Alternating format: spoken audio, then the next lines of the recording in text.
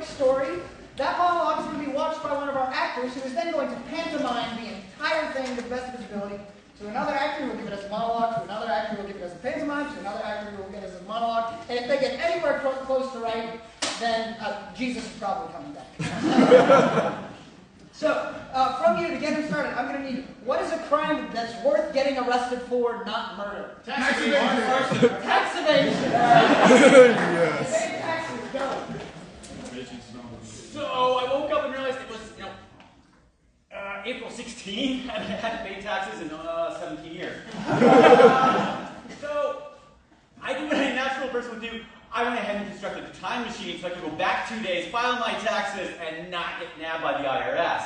The problem was this required me to get into the heart of a nuclear accelerator and still be able to push a big red button that said do not press. But having done that, I was disintegrated immediately. But upon reforming my entire body, I found it was, in fact, April 16. I hadn't gotten very far with it. But I managed to type up everything about all of my receipts that I went down to Chipotle and poke off the register, and claim them all as tax-free foodstuffs, which I then sent into the IRS, and they ended up sending me $1.37 million, which they never actually missed, which was great because then I was living a fat, tax-free lifestyle in the Cayman Islands, sitting on the beach, sunning myself under a palm tree while drinking out of a coconut.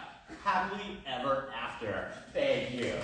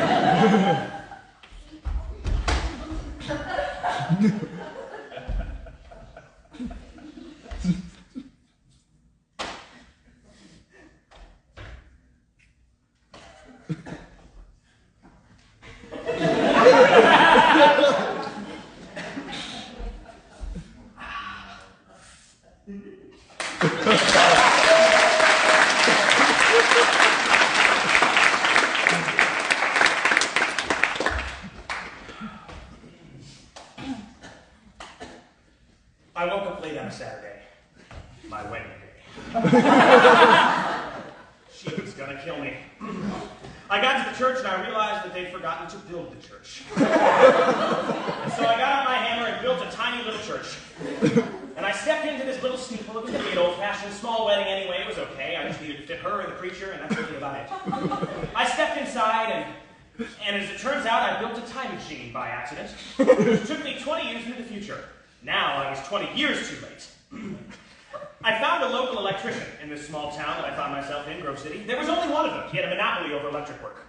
And he could charge whatever he wanted. And so I had to pay this electrician tooth and nail, which it was even more expensive because 20 years of inflation had gone by. I paid him everything that I had, and he didn't fix the time machine at all. He just got rich and decided to celebrate. And he found a bunch of beautiful women to sit in a hot tub with. One of them was my wife, 20 years older. This was terrible.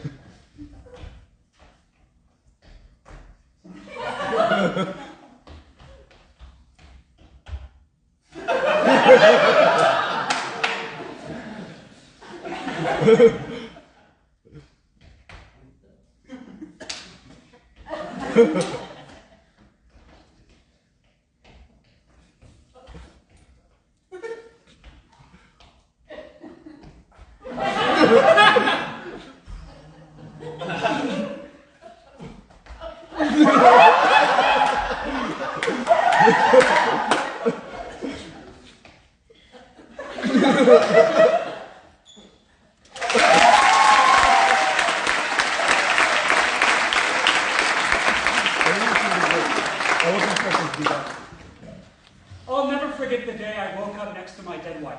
It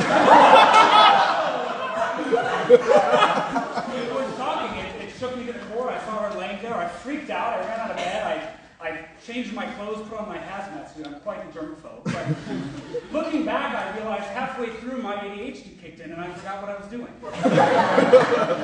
So I went to my day job as an amateur archaeologist, digging rocks, looking at things. And then, well, I got bored. And I decided to just do whatever. I don't remember what I did. I think I had a psychotic episode. Eventually, though, a police officer came to my place of work and he said, "Your wife is dead." And I said, "Oh dear." And he said, "Yes, she was."